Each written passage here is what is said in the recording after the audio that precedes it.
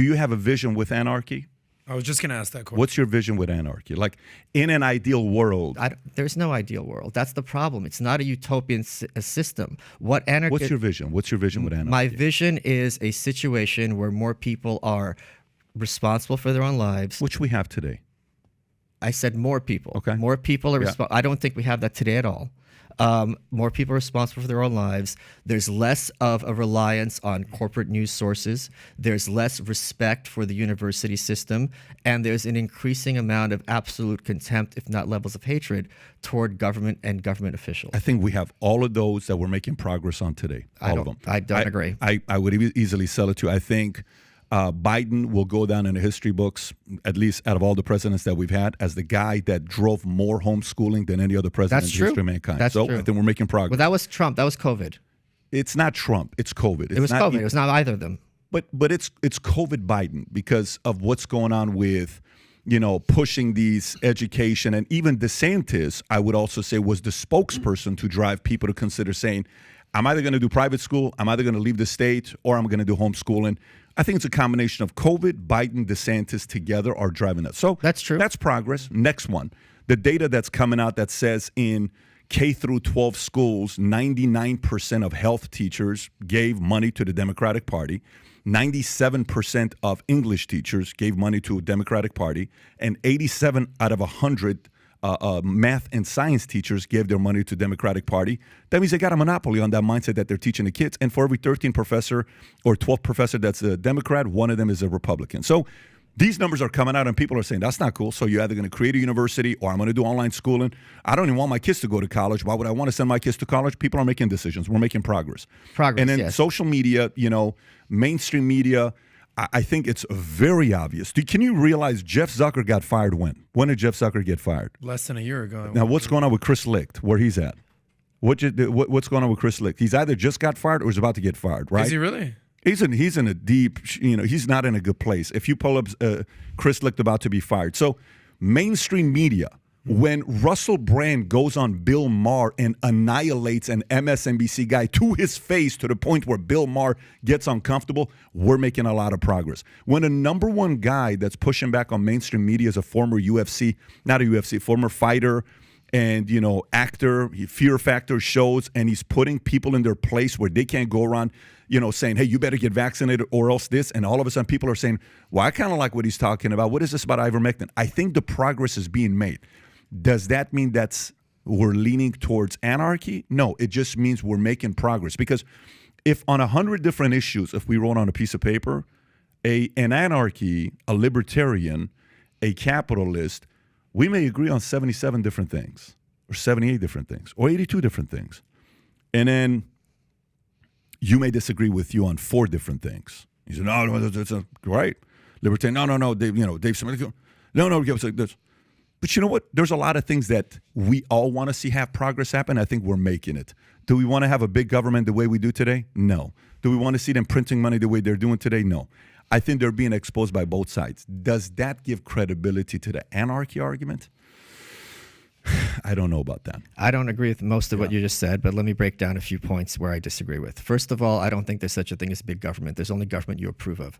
Any government that is big enough to impose its will upon you will be regarded by you as a big government. And if a government is so small that the night watchman state where you could drown in a bathtub, then it's not in a position to impose any kind of weak law and order regardless. So there's no coherent argument for minarchism, number one. Second, I don't think it's at all accurate, and I'm friends with Joe, I've been on his show several times, to regard his amount of influence or how much he's trusted is in any way comparable to the New York Times or to someone who's a law professor at Yale. These are, to me, still night and day. I don't think at all there is a view of both sides, if you mean like Republican and Democrat or liberal or conservative, that they regard the state as a legitimate.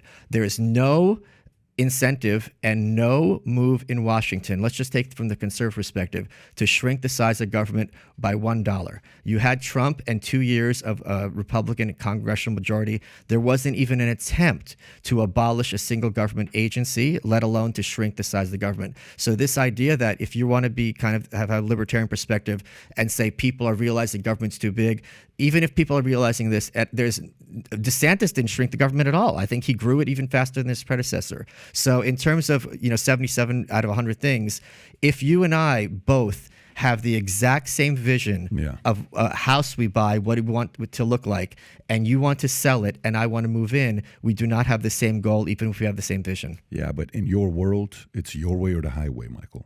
And that's very hard because the way you sell your ideas. Our conversation started off when I asked you and you said, well, my book is ranked number 3 on anarchism and on Amazon. On Amazon, and you say, and I'm making progress. Great. All I'm saying is progress. Progress. I didn't say it's happening. I'm giving you your point back to you. We're making progress. Joe is making progress. Joe is not New York Times. We all know how big New York Times is. It's massive. It's a behemoth. But we're making progress. Elon Musk buying Twitter, it's progress. All of these things are progress. We are making a lot of progress towards the concept of freedom of speech and people questioning things they didn't question before because we're all collectively getting smarter and saying, this shit just doesn't make sense. We're not getting smarter, we're getting more informed. I'm going to be pedantic on that because that's important, because I don't think people are necessarily getting smarter, but we have more access to information that is crucial, and that's what brought down the Soviet Union. But again, I think you're kind of mixing up several things. You asked me earlier why anarchism... I'm not mixing up anything. I'm just telling you we're making progress. And just like you're saying, the argument of anarchy is making progress, I think collectively more people are informed today, whatever definition you want to give it, informed or smarter, more people are informed today to realize this shit doesn't work, we're unified. When a Bill Maher, what are we talking about? Like Russell Brand? Are you kidding me? Like when Bill Maher and Russell Brand and Joe Rogan, who endorsed Bernie Sanders a couple years ago, when they're coming up and they're saying, here's where we are, nobody in a million years could have guessed this was going to happen. Okay. The weirdest people are unifying today, which I believe is major progress. But go ahead. You were asking earlier why anarchism isn't more popular, right? And I was giving you examples of we're making progress on that issue. Mm-hmm. And one concrete objective, as opposed to my personal feelings, is the fact that the book hit number 3 on Amazon. So I agree with you that we're making progress in terms of both understanding the nature of the state and the power elite, and also more specifically in terms of promoting anarchism as an ideology. Point being, I'm not a utopian, right? So even if I had, for example, a magic wand and marijuana... But you are a bit of a utopian. And by Michael, let me manage something with you.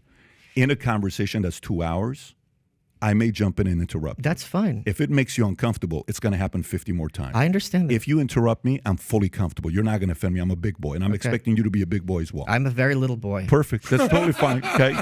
Yeah, totally fine. And I should be in my bed. Yeah, you should be in your bed, and you chose to be here. I'm not a utopian, and I do not appreciate being called a utopian. Because what I was about to say is, if all that happens is drugs become legalized, that's nowhere close to an anarchist society. I'm not going to say, fuck you, that win doesn't count. That's a huge win. If people aren't put in jail for illegitimate reasons, I will take that as a goal. I will accept it and celebrate it. The reason I wrote this book, The White Pill, was about the fall of the Soviet Union.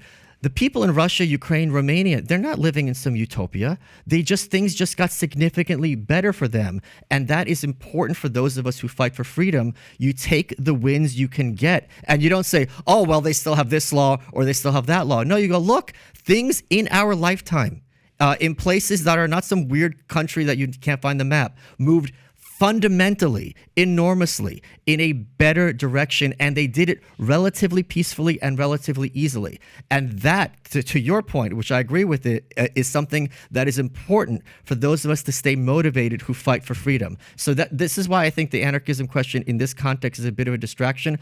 You don't have to believe in anarchism to still fight for freedom and to work with me and other people who think like you and to take the wins when you have them. Yeah. So what I like about competition is if your ideas are great, you're going to attract good people. You'll attract money. People will come to you. If you don't, you're going to lose good people. Okay. At this table, his family's from Canada. Tom doesn't live in Canada. Okay. Right. You were born in Ukraine. Yes. You don't live in Ukraine. Correct. You're here. Yes. You live in Buffalo, New York. Yes, right. Sunny Buffalo. Sunny Buffalo. By the way, that's a joke. He's in Austin, and which is sunny. Which is sunny. Yes. I was born in Iran. Okay. I live in U.S. Adam's family's from Israel. Well, I'm Jewish, but my family's Ashkenazi Jews from Matarat- Russia. Mataratse. There you go. Shalom. Ashkenazi Jew from Russia. He grew up in Miami. Family chose to come here. Okay. If in a split second, U.S. all of a sudden came up with shitty ideas and it kept going the way it was, I don't think you have kids. I got 4 of them. And I know you're a legacy guy because you said that in the first What do you video. mean a legacy guy? Like you want to make an impact. You want to, Sure. yeah. So for me, if climate got bad and it was to the point where I'm being forced to do something I don't want to do, I'm either going to run for office. I'm either going to make money to have a platform. I'm going to speak up. I'm going to write a book like you're saying, here's what I believe in, and people have to read it and see where it's at. Or I'm going to say, you know what? I'm going to go raise my kids in Singapore. I'm going to go to Belize. I'm going to go chill. You know what? Here's what we're going to be doing. We're going to go to XYZ. I think the world would be a very weird place if we all, 100% of us, believed in the same exact thing. It would be quite boring. So a part of the fact that you're talking about this, you're forcing the rest of us to question our arguments. And we're sitting there saying, well, you know what? He seems confident in this. He seems confident in that. Where's the leak in the argument here? So to wrap this part up before we go into current events, Rob, I'm going to pull up this. I'll give you the final thoughts, and then we'll go into current events. So can you pull up what our friends at ChatGPT said about Anarchy? This is very important. Zoom in because some of us can't. Okay, there you go. Let's see the question first because it's important. Michael knows. What is the definition of anarchy? Anarchy is a political philosophy or system that advocates for the abolition of government, centralized authority, and hierarchical organization of society. Anarchists believe that individuals should be free to govern themselves and make decisions collectively without the need for ruling class or state apparatus. Anarchy emphasizes the importance of individual freedom, direct democracy, or volunteer association, as opposed to the use of force or coercion. It is important to note that anarchy is not synonymous with chaos or lawlessness, as anarchists often propose alternative forms of social organization and dispute resolution. Right. How do you feel about like that what he definition? says? Are you okay with that? I am okay with that. I'm just going to make one more point. I don't need 100% of people to agree with me at all. I don't have an opinion on how Macy's should have their refund policy. I understand that this is Macy's. They're not doing it right. They should take shots offensive, honestly. Michael, let's like not what go that Macy's is far. doing. I'm not willing to go that far. Point being, there's lots of issues. This is why I'm against democracy. There's lots of issues where most of us shouldn't have an opinion because it's not our business. I have one simple question.